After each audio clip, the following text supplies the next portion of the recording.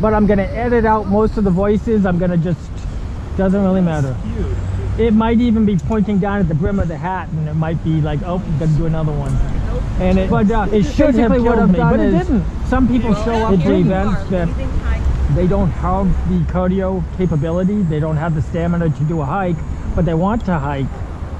So I introduced these walking clubs to screen people out to say, well, if you want to hike with me, we got to first start with walking, because that's how I started. No stamina whatsoever. I started with walking. I was walking for about 6 months. Very concerned that I wouldn't have the stamina to go hiking, but then I started hiking, and then here I am. But about 3 years ago now, I had a blood clot in both lungs. Now you had a hike recently that had a huge number of people in attendance, like 16. I mean, you had a waiting list. Recently, like in the past couple of weeks, where was that? I don't remember, but I know I have another one of those. I'm doing the Robert Frost Trail. Oh, nice. And yes. 20 people have signed up for that. I mean, numbers don't really mean too much to me. If I wanted a lot of people on my hikes all the time, I'd consistently post these types of hikes easier. Sure. Easier stuff. But since my sweet spot is somewhere between 4 and 8 people when I get up into the woods. Just because of what happened last weekend. Why? What happened? I got lost. Where were you? Holyoke Range.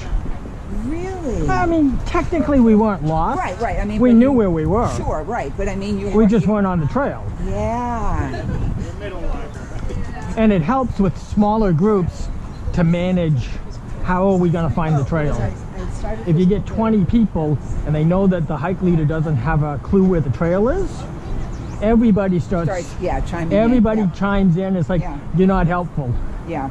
You're not helpful. We got to come up with a path that everybody's comfortable with. So now, is this a trail that doesn't have a blaze?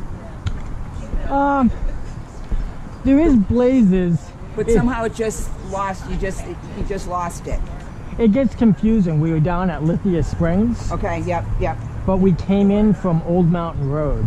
Okay. And we came in from the main A.J. Skinner trails via the NET Dry Brook, and then we hit Lithia Springs. And as we're following the Lithia Springs trail, it sort of just evaporates. Okay. I was looking for a gate. Oh, I knew the first gate that I came to, I needed to take a left. And it wasn't happening. Yeah. Well, I was looking for a regular state park gate. They're sort of distinctive, that triangle that sort of swings. Yep. What it turned out to be was a chain link fence gate. And if you don't, it was right after lunch. It's right when we started walking again. We started talking, and there it is right there. And you just past it. And a quarter mile down the path, we came to a gate. See? But it was the wrong gate. And then when we kept walking, it's like, thank you.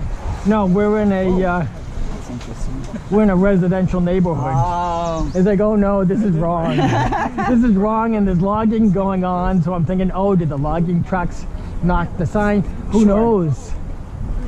Well, I mean, you resolved it. But that's it. How you can, how by veering off, you can, how to get back on a path once you veered off. And as you said, if you're not paying attention because you're not sure exactly what you're looking for and you pass something, Well, I made a mistake the night before.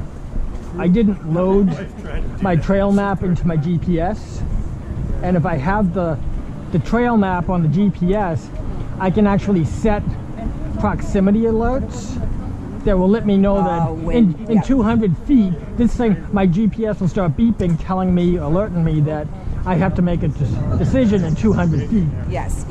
I didn't have that. Yeah. I was going blind. But one woman who happens to be a hike leader, she had her cell phone, and we got onto all trails. Oh, cool. but I didn't listen to her.